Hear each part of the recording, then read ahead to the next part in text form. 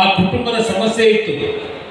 ಹುಲ್ಲಳ್ಳಿಯಲ್ಲಿ, ನಮ್ಮ ನಂಜನಗೂಡಿನ ಹುಲ್ಲಳ್ಳಿ ಗ್ರಾಮದಲ್ಲಿ ನೇರವಾಗಿ ಆ ಗ್ರಾಮಕ್ಕೆ ಹೋಗಿ ಆ ಕುಟುಂಬ ಏನೋ ಒಂದು ಸಂಕಷ್ಟದಲ್ಲಿದ್ದರು, ಅವ್ರ ಕಷ್ಟವನ್ನ ಕೇಳಲಿಕ್ಕೆ ಏನುವುದೇ, ಇದು ಮೈಸೂರು ಜಿಲ್ಲೆಯಲ್ಲಿ ಯಾವ ಒಂದು ಮುಖ್ಯಮಂತ್ರಿಗಳಿದ್ದಾರೆ ಅವರಿಗೆ ಅವ್ರ ಕಣ್ಣಿಗೆ ಕಾಣಲಿಲ್ಲ.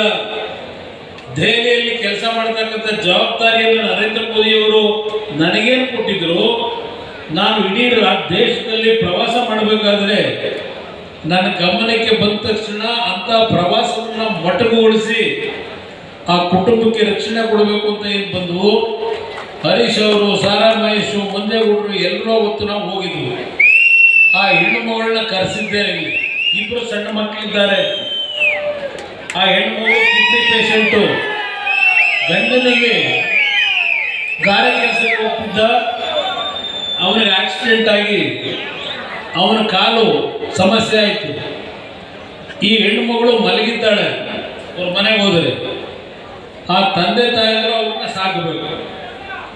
ಇಂಥ ಒಂದು ಪರಿಸ್ಥಿತಿನಲ್ಲಿ ಏನು ಅವರ ಮನೆ ಬಾಡಿಗೆ ಮನೆ ಹೇಳಿದ್ರು, ಅವ್ರನ್ನ ಖಾಲಿ ಮಾಡಿಸೋದಕ್ಕೆ ಆ ಮನೆ ಓನರ್ ಹೇಳಿದರು. ಈಗ ನಮ್ಮ ಪಕ್ಷದ ವತಿಯಿಂದ ಹರೀಶ್ ಅವರು ಅವ್ರ ಸ್ನೇಹಿತರೆಲ್ಲ ಹೋಗಿ ಆ ಹೆಣ್ಣು ಮಗಳಿಗೆ ಈಗ ಒಂದು ಮನೆಗೆ ವ್ಯವಸ್ಥೆ ಮಾಡಿಕೊಟ್ಟು ಒಂದು ಲೀಸ್ ಬೇಸಿಸ್ನಲ್ಲಿ ಇನ್ನೊಂದು 2 ವರ್ಷದಲ್ಲಿ ಆಶೀರ್ವಾದದಲ್ಲಿ ನಿಮ್ಮ ಸರ್ಕಾರವೇ ಈ ರಾಜ್ಯದಲ್ಲಿ ಬರುತ್ತೆ ಅನ್ನೋದು ಗೊತ್ತು ನನಗೆ. ಯಾಕಂದ್ರೆ ಅವರು ಸೈಟ್ ಇಲ್ಲ, ಮನೆ ಕಟ್ಕೊಳ್ಳಲಿಕ್ಕೆ ಸೈಟು ಇಲ್ಲ. ಅದರಿಂದ ಈ ಹೊಸದಾಗಿ ಲೀಸ್ಗೆ ಒಂದು ಮನೆ ಕೊಡಿಸಿ ಗಂಡನಿಗೆ ಒಂದು ಸಣ್ಣ ಅಂಗಡಿ, ಪೆಟ್ಟಿಗೆ ಅಂಗಡಿಯನ್ನು ಹಾಕಿ ಜೀವನ ಮಾಡಲಿಕ್ಕೆ ಎಲ್ಲ ರೀತಿಯ ಒಂದು ವ್ಯವಸ್ಥೆಗಳನ್ನ, ಮಕ್ಕಳು ಓದಲಿಕ್ಕೆ ಸ್ಕೂಲ್ ಫೀಸಿಂದ ಹಿಡಿದು ಎಲ್ಲ ರೀತಿಯ ಕುಟುಂಬಕ್ಕೆ ಇವತ್ತು ನೆರವು ಕೊಡ್ತಕ್ಕಂಥ ಕಾರ್ಯಕ್ರಮವನ್ನ ನಾವೇನು ಹಮ್ಮಿಕೊಂಡಿದ್ದೇವೆ. ಕೇವಲ ಪ್ರಚಾರಕ್ಕೆ ಇದನ್ನು ಮಾಡ್ತಕ್ಕಂಥದ್ದಲ್ಲ ನಮ್ಮ ಪಕ್ಷದ ಈ ಕಾರ್ಯಕ್ರಮಗಳು. ಇವತ್ತು ಬೆಳಗ್ಗೆ ನಾನು ಮನೆಯಿಂದ ಹೊರಬೇಕಾದ್ರೆ ಇಲ್ಲಿಗೆ ಒಂದು ನಾನು ಕೂತ್ಕೊಂಡ್ಬಂದು ಮನೆಯಿಂದ ಹೊರಡೋದಕ್ಕಿಂತ ಮುಂಚೆ ಒಂದು 500 ಜನ ಮನೆ ಮುಂದೆ ಇದ್ದಾರೆ. ಅದರಲ್ಲಿ ಕ್ಯಾನ್ಸರ್ ಕಾಯಿಲೆ, ಕಿಡ್ನಿ ಕಾಯಿಲೆ, 25 ಲಕ್ಷ 30 ಲಕ್ಷ ಬಿಲ್ ಹಿಡ್ಕೊಂಡ್ಬಂದು ಮನೆ ಮುಂದೆ ಕೂತಿದ್ದಾರೆ. ಒಬ್ಬೊಬ್ಬರಿಗೆ ನಾನು 20 ಲಕ್ಷ 30 ಲಕ್ಷ ಎಲ್ಲಿ ತರಲಿಕ್ಕೆ ಸಾಧ್ಯ ಪ್ರತಿದಿನ? ಇವತ್ತು ಸರ್ಕಾರದವ್ರು ಹೇಳಿದ್ದಾರೆ, ನಾವು ಇವತ್ತು ಗೃಹಲಕ್ಷ್ಮಿ ಯೋಜನೆ ಪುಕ್ಕಟ್ಟೆ ಬಸ್ ಕೊಟ್ಟಿದ್ದೇವೆ, ಇವತ್ತು ಪುಕ್ಕಟ್ಟೆ ಕರೆಂಟ್ ಕೊಟ್ಟಿದ್ದೇವೆ, ಜನ ನೆಮ್ಮದಿಯಿದ್ದಾರೆ ಅಂತಕ್ಕಂಥ ಒಂದು ಗುಂಗಲ್ಲಿದ್ದಾರೆ. ಕಾಂಗ್ರೆಸ್ನ ನಾಯಕರುಗಳಿಗೆ ಹೇಳಲಿಕ್ಕೆ ಬಯಸ್ತೇನೆ, ನನ್ನ ಮನೆ ಹತ್ರ ಬೆಳಗ್ಗೆ ಒಂದು ಅರ್ಧ ಗಂಟೆ ಬಂದು ಕೂತ್ಕೊಳ್ಳಿ. ಈ ರಾಜ್ಯದ ಜನರ ಬದುಕೇನಾಗಿದೆ ಅಂತಕ್ಕಂಥದ್ದನ್ನ ಚಿತ್ರಣ ನೀವು ಕಾಣಬಹುದು, ಸತ್ಯವನ್ನು. ಇದನ್ನ ಕಾಂಗ್ರೆಸ್ ನಾಯಕರು ನಾನು ಹೇಳಲಿಕ್ಕೆ ಬಯಸ್ತಾ ಇದ್ದೀನಿ. ಇವತ್ತು ಮನೆ ಹತ್ರ ನನಗೆ ಬೆಳಗ್ಗೆ ಇದ್ರೆ ಮಕ್ಕಳಿಗೆ ಫೀಸ್ ಕಟ್ಟಲಿಕ್ಕೆ ದುಡ್ಡ ಇಲ್ಲ, ನಮ್ಮ ದುಡಿಮೆ ಇವತ್ತು ನಮ್ಮ ಮಕ್ಕಳನ್ನ ಓದಿಸ್ಲಿಕ್ಕೆ ಆಗ್ತಾ ಇಲ್ಲ, ಆಸ್ಪತ್ರೆಗೆ ಖರ್ಚು ಮಾಡಲಿಕ್ಕೆ ಈಗಾಗಲೇ ಸಾಲ ಮಾಡಿದ್ದೇವೆ, ಮನೆ ಹಾಳು ಮಾಡ್ಕೊಂಡಿದ್ದೇವೆ, ಬ್ಯಾಂಕಲ್ಲಿ ಸಾಲ ತಗೊಂಡಿದ್ದೇವೆ.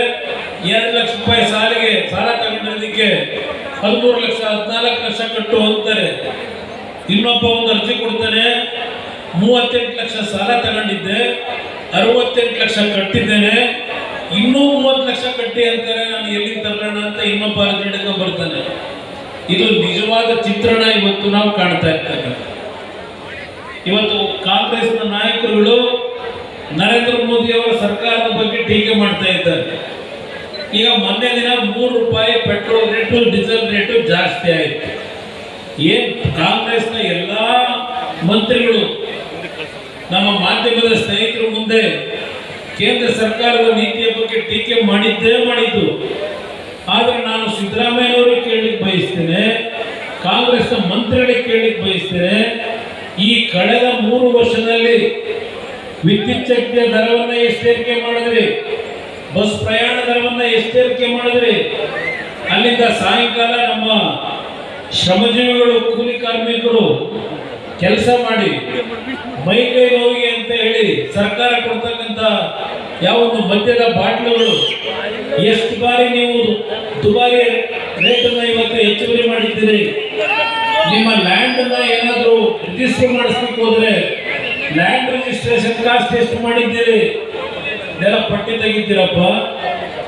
ಕಾಂಗ್ರೆಸ್ ನಾಯಕರಿಗೆ ನಾನು ಕೇಳಲಿಕ್ಕೆ ಬಯಸ್ತೇನೆ.